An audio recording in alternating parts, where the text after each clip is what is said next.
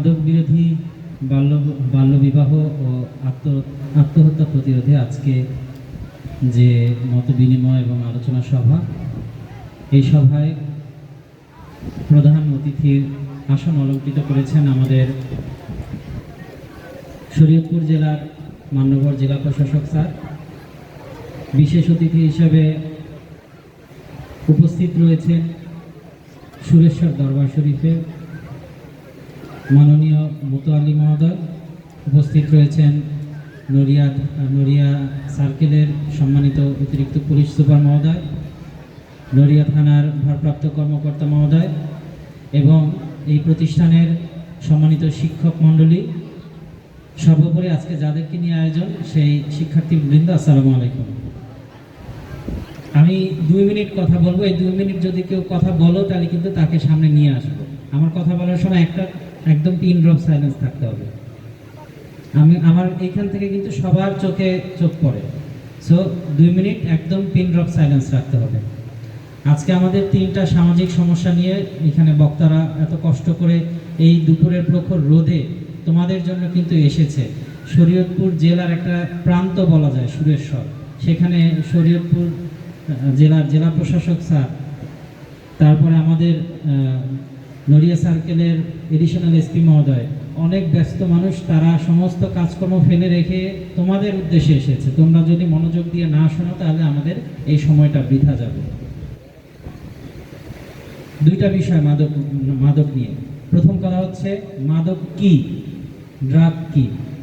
দ্বিতীয় বিষয় হচ্ছে কিভাবে এটা থেকে বিরত থাকতে হবে। খুব সংক্ষেপে বলি, ড্রাগ কি। আমরা যে ফার্মেসিতে ওষুধ বিক্রি করে না, এটা একটা ড্রাগ। যখন এটা ওভারডোজ অথবা মিসইউজ হবে সেটাই আমাদের মাদক হিসেবে গণ্য হবে। একটা উদাহরণ দেই, একটা ওষুধ আমাদের বাজারে প্রচলিত ছিল, সেটা হচ্ছে টাপেন্টাডল, একটা গ্রুপ।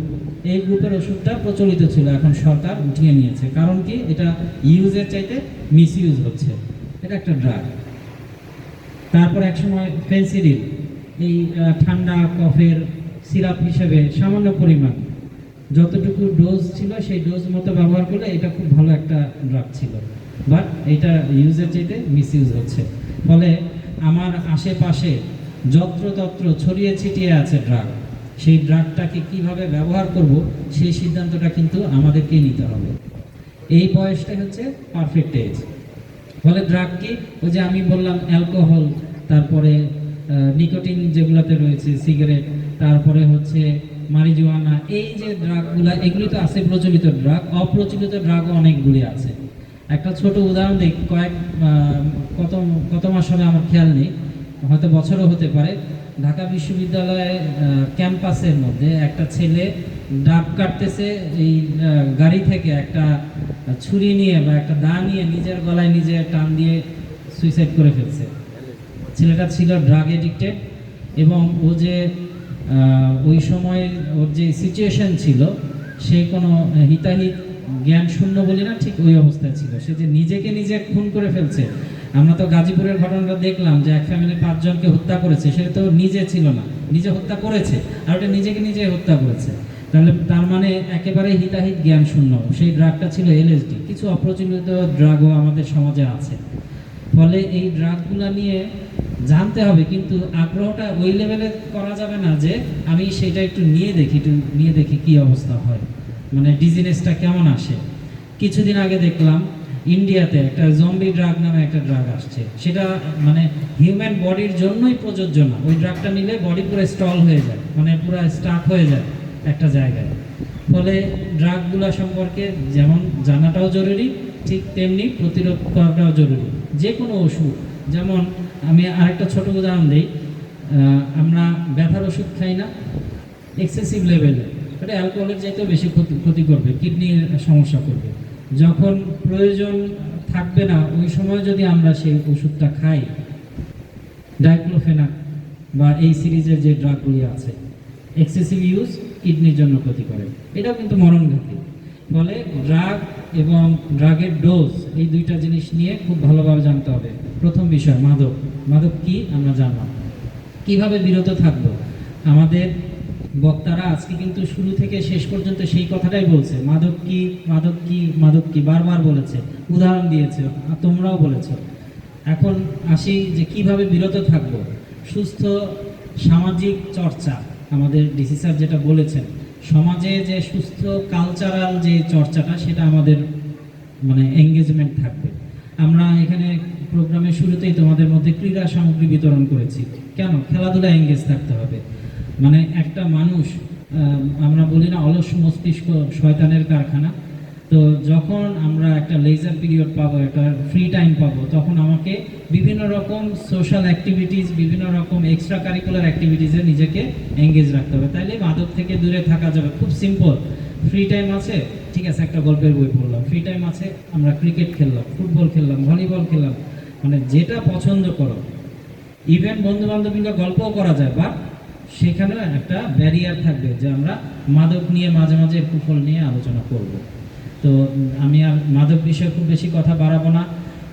আমাদের সকল বক্তারাই একটা বিষয় বলেছেন, তোমরা অলরেডি দেখেছো, বাল্যবিবাহ আত্মহত্যা প্রতিরোধেও আজকে আমাদের এখানে বক্তব্য ছিল। আত্মহত্যাটা আমাদের রিসেন্ট টাইমসে খুব বেশি বড় রকমের একটা সামাজিক সমস্যায় মানে দাঁড়িয়েছে, সামাজিক সমস্যা হিসেবে। আমার মনে হয় আমাদের যে জায়গাটায় স্ট্রেংথ, নড়িয়া উপজেলা, শরীয়তপুর জেলার মধ্যে নড়িয়া উপজেলা খুবই ভালো একটা উপজেলা। যে জায়গায় আমাদের স্ট্রেংথ, সেটাই আমাদের সবচেয়ে বড় উইকনেস। আমাদের স্ট্রেংথ এবং উইকনেস দুইটাই হচ্ছে রেমিটেন্স। পকেটে টাকা আছে, বাজারে গিয়ে ভালো মন্দ কিনতে আমাদের সমস্যা হয় না। পকেটে টাকা আছে, ড্রাগ কিনতেও সমস্যা হয় না। পকেটে টাকা আছে, আমরা মানে জীবনটাকে এত সুন্দর, এত মানে এনজয় করে ফেলি, ফুলেস্ট বলি আমরা, এমনভাবে এনজয় করি যে আমার জীবনের প্রতি আর কোনো আকাঙ্ক্ষাই অবশিষ্ট থাকলো না। তাহলে কিন্তু হবে না। জীবনে কিছু কিছু অপূর্ণতা, কিছু কিছু অতৃপ্তি থাকলে দেখা যাবে যে আমার সামনে কোয়েস্ট, এইটাকে বলে ইংরেজিতে একটা শব্দ আছে কোয়েস্ট, এই কোয়েস্ট থাকলে তারপরে আস্তে আস্তে জীবনটাকে এনজয়েবল মনে হবে। এই টেবিলের ওই পার থেকে কে কে চাও না টেবিলের এই পারে আসতে? এরকম কেউ আছো? কেউ চাও না টেবিলের এই পারে আসতে আমাদের মতো? এইরকম আসনগুলোতে বসতে কেউ চাও না? এরকম আছো? কেউ নাই, সবাই চায়। তাহলে সবাই যদি চাই, তাহলে সেই পর্যন্ত বেঁচে থাকতে হবে না? সেই পর্যন্ত নিজেকে যোগ্য করতে হবে না? হবে? কে কে যোগ্য করবে?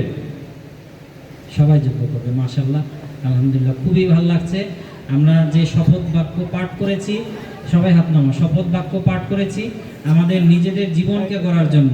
এটা আমার বা আমাদের জেলা প্রশাসক স্যারের টার্গেট তা কিন্তু না। তোমাদের জন্য কাজ করার জন্যই আমরা বিভিন্ন জেলা থেকে এসেছি। তোমরা ভালোভাবে, সুস্থভাবে সমাজটাকে সুস্থ রাখো, এটাই আমাদের তোমাদের প্রতি প্রত্যাশা থাকবে। সবাই ভালো থাকবে। আমাদের মাননীয় জেলা প্রশাসক স্যার সহ যারা বিশেষ অতিথি